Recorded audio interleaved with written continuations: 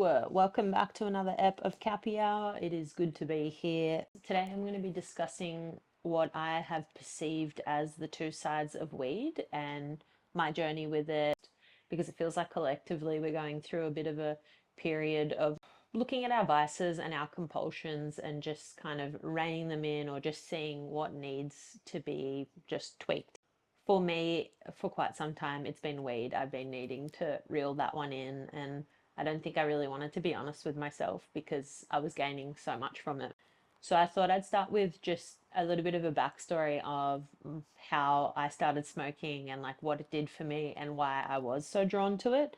I feel like creatively speaking, it's been such a fuel to my fire, but something's been actually telling me that there's something that I'm suppressing. And to be honest, what I really wanted was to be able to cultivate those weed highs in my day to day. So I don't really know too many people who smoke every day and aren't addicted, or who smoke really consistently and feel like they could just drop it whenever they please. I had a really interesting chat with my therapist about it because he loves to have a little chuff himself.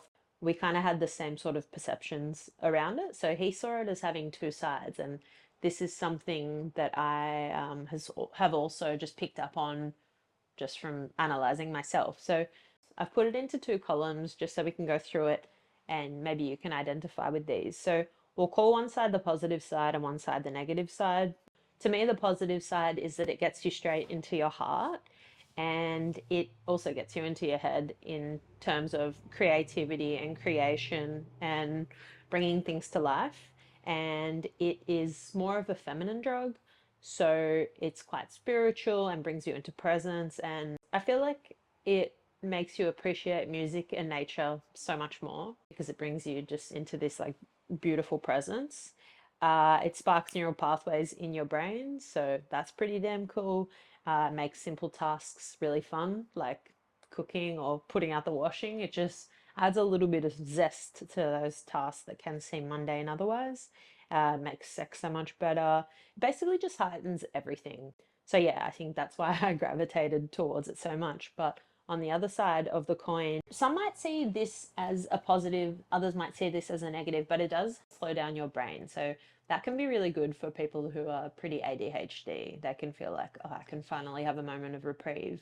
But for me, it didn't really do that. It kind of just got me going, got me into doing mode, got me into creative mode. So I did notice at the end, it was kind of just like slowing down my memory and things like that, which I didn't really like. But it also was making me foggy, and I couldn't remember my dreams as much. They weren't as clear, and I'm under the impression that there's a lot to be had from dreams. I noticed that when I'd smoked the day before, I couldn't really remember my dreams, which was kind of a bit of a bother. I feel it affects your motivation more in the long term. And for me, I was binging as well, which I really didn't like. You get the munchies, which is so not ideal. You're basically searching for more dopamine, so that's no good. I don't really care about this one, the fact that it's illegal, but it's also not great. And one that I didn't really love is the fact that if I'm an addict, it means I'm going to attract other addicts into my life. And there's no judgment on people who lean on a certain substance, but I do feel like it means that you got a weaker will. And I think strong will is very attractive. So I noticed that I was smoking more and attracting more people who were smoking and not doing as much with their life. So again, no judgment. I just wanted more for myself. So that's kind of the list of the both sides of it. So I feel like it basically amplifies whatever stage you're in your life. If you're in a really fruitful, high energy stage, then you're probably going to be having so many cool ideas and downloads and creativity coming through. But if you're in a stage of your life that's more low and you're having just like a little bit of trouble coping, I feel like it just highlights that. And I hear a lot of people say, I don't like weed, it makes me anxious, but I really do think it just highlights exactly what's there or lying dormant. So for me, when I was smoking like last year in a painful kind of time in my life, it was highlighting, bringing to the surface just so much shame and anxiety. And I was spending a lot of time in my head as well. So basically, there was things that I just needed to deal with. So my main reason to putting a pause on weed was that I really wanted to see what I was suppressing. But my biggest thing was that I wanted to try and cultivate that weed high just in my day to day. I wanted to be able to really appreciate the flowers and the animals and the signs and be able to cook a meal and just really be present and mindful with my meals and putting up my washing. And I think, yeah, the people who are like that were people that inspired me.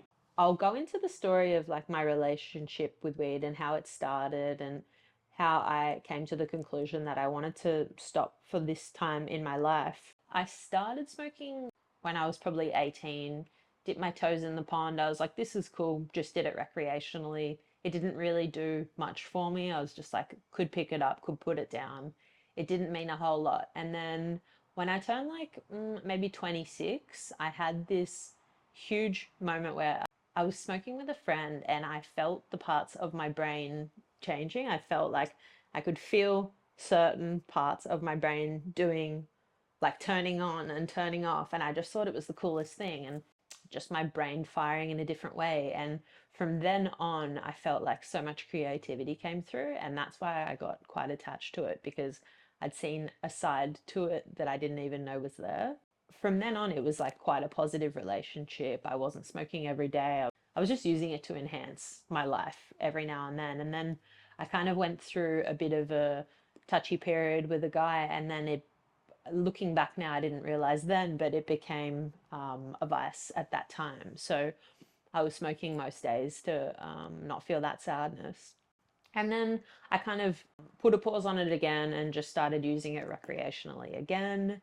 And then last year, when I was going through another painful time, I started really leaning on it too, just for my day to day. And there was a lot of shame around it for me because I was just, getting up, going to yoga, doing all these like really wholesome and healthy things. But then I was having to get ripped like mid morning to do my work day and just like to brainstorm. And it became something that I was doing, not like having cones all day long, but I was having about a doobie a day, which wasn't something that I was overtly proud of because I was waking up foggy. And yeah, I was that person that always kind of had it around me. And I've never wanted to be somebody who leans on something every day. I'm really grateful to be able to look back on it because it did get me through a really painful time when I wasn't really leaning on a support network or talking about what I was going through. It was what I was using as that connection. So in the last year, there was this little voice in my head that was telling me that it was time to kind of reevaluate. But I'd be like, "Oh, I'll stop when I do this. After this big creative project, I'll stop, or I'll put a pause on it then." And I couldn't really seem to find a road to stopping. Like, they say that you have to really link a lot of pain to the practice to actually stop. And I definitely understand that. I guess that's what I did for drinking. I kept just blowing it and doing stupid shit while I was pissed. So I just linked enough pain to that. Now I don't know how long it's been since I've had a drink, but it's something that I could go the rest of my life without doing. Weed truly is a different story. So I basically decided to stop a few months ago. I was like, I'll go on this trip, and when I get back, I'll stop. I'll take a month off and then reevaluate. And I did like 10 days, and then I started again and went full ball back into it. And then, what do you know, feeling all these like emotions of guilt and shame and yeah, not being able to find my balance with it. So I think the hardest thing is probably finding your balance with it. I just realized that I just wanted to be better. I wanted to be better for myself and for my people. And I didn't want to be that person that was foggy and not switched on. So the only thing in my life that I felt really needed a little bit of a rejig was weed. So I put a bit of a hard word down on myself, and the process of stopping was quite tricky because I've lent on it for a while. But I think that if you're leaning on any substance, there's something underneath that that is wanting to be reconciled.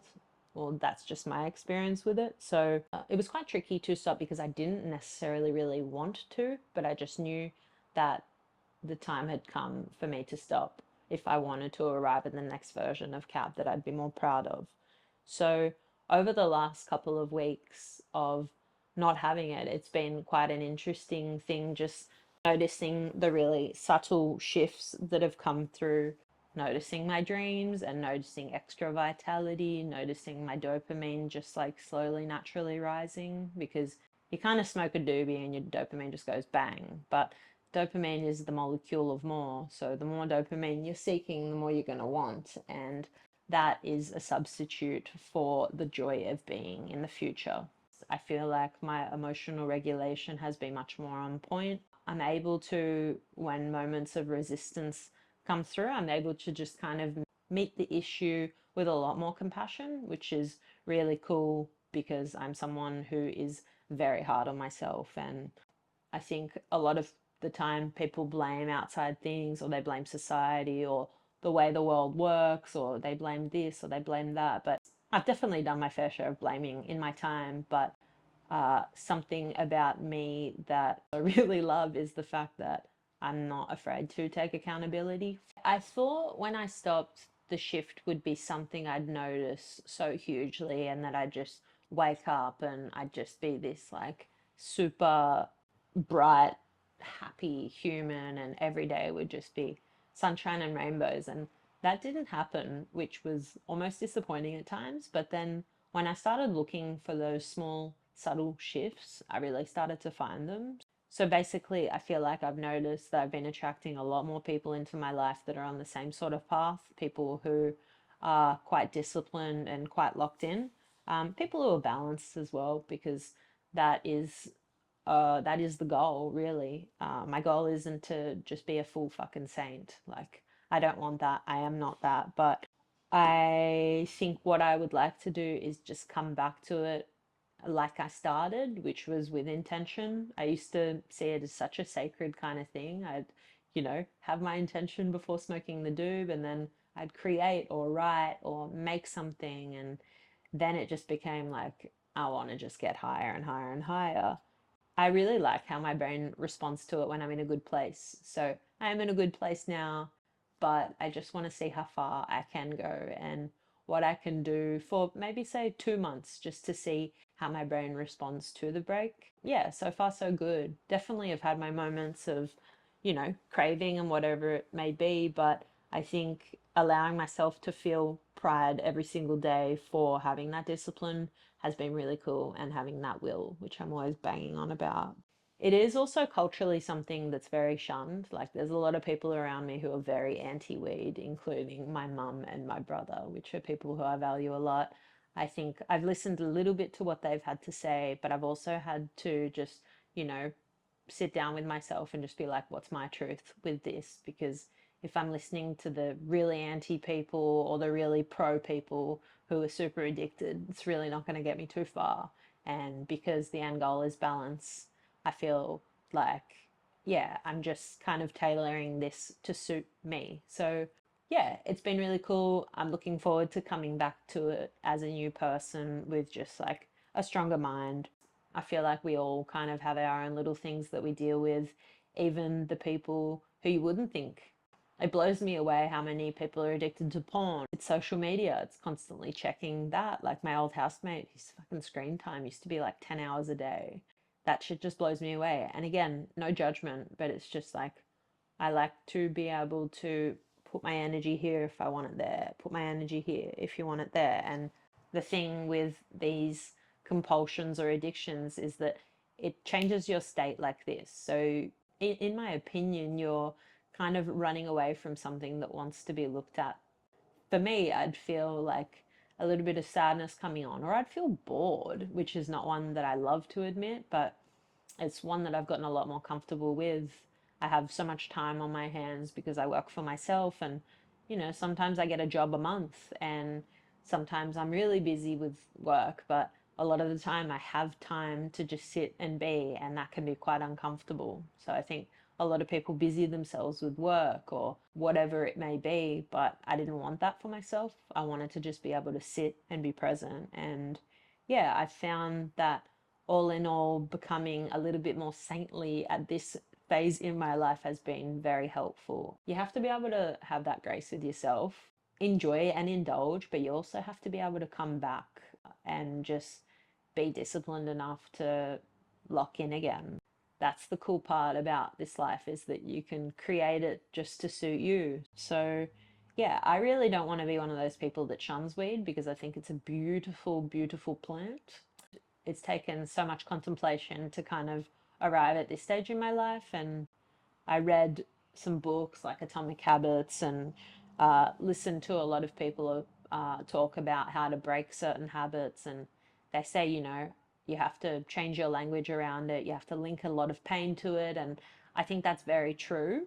Like linking pain to things is great if you want to stop it, because it's not something that I want to fully stop. It's something that I want to balance. I feel like my language around it is more, I've got appreciation for it, but at this stage in my life, I'm really trying to remain focused on getting as in tune with myself and my path as possible. And I was finding that with all the things that I was repressing, whether it was sadness or anxiety or just discomfort, it was making me feel a little bit further away from where I wanted to be.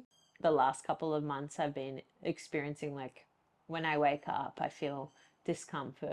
And I was just thinking to myself, man, am I choosing these emotions? Am I choosing to suffer? I realized that because I was suppressing so much, from as soon as I'd feel discomfort, I'd have a doobie, or as soon as I had, a moment spare, I'd be like, I'm going to get ripped and do cool shit. I realized that that was just kind of pushing things down further and further. And I guess over the last couple of weeks, those things have, I knew they were going to come up and bubble to the surface. And when I was chatting with mum, I just said to her, like, do you think I'm choosing these emotions, or do you think they're kind of coming up so that I can just process them and move on to the next? Because they're coming up quite consistently, whether it's, I notice like fear, or I notice like a heaviness in my heart, heat in my head, or whatever it is, a lot of movement. And she was just like, no, it's coming up to the surface to be just accepted. And like we said one time on a poddy with Ali, is that, these things surface, they come up. And it's like, if you sit and you tighten up and you resist, it's just going to repress, and then it'll come back up later, and then you do it again, it's going to come back later. But if you go, bang, it's here, it's coming up for a reason, like I'm going to meet it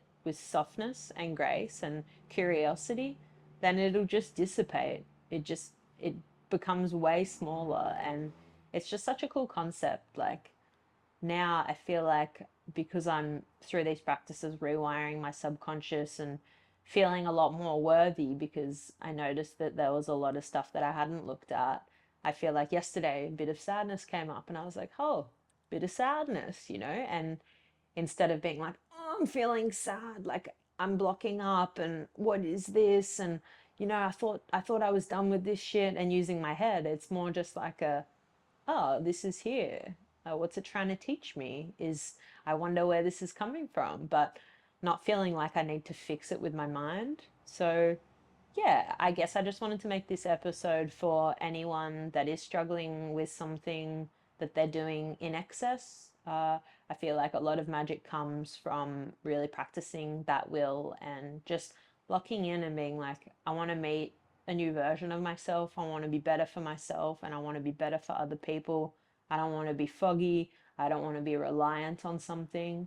And yeah, I can say that all in all, it's been extremely beneficial to my energy levels as well. And yeah, just to tell myself I'm going to do this, and I'm doing it. And yeah, again, it's not these huge rewards are coming and, all this fucking abundance is on my plate, but it's these little subtle shifts that are quite game changer. It's just feeling more in tune with my body, or feeling a little bit more silent in my mind, or just being able to tune in to what I need. I think the male brain and the female brain is very different for stuff like this. I know that my brother read Atomic Habits and he implemented the strategies of habit stacking and, having a list of what you're going to do, and it being more like, regimented. And I feel like the female brain is more like flowy and things like that. So, yeah, I've enjoyed taking little bits from there and then taking little bits from here and seeing what works, what doesn't work, and really just making it work for me. Yes, if you're struggling with anything or doing anything in excess and you want to take a little bit of pause, I feel like a good way to do that is just to sit with your journal and just see what comes out, see what your relationship is like with whatever it is, if it's sex or social media or drinking or drugs or whatever. Ciggies, I hear that ciggies are a really hard one to cut out. I've never really been addicted to ciggies. I've done my time with vapes. That was a tricky one. I felt like I was quitting heroin, like wake up with cold sweats and everything. I hope this sparks a little something within you if you're dealing with similar woes. And yeah, thanks so much for listening.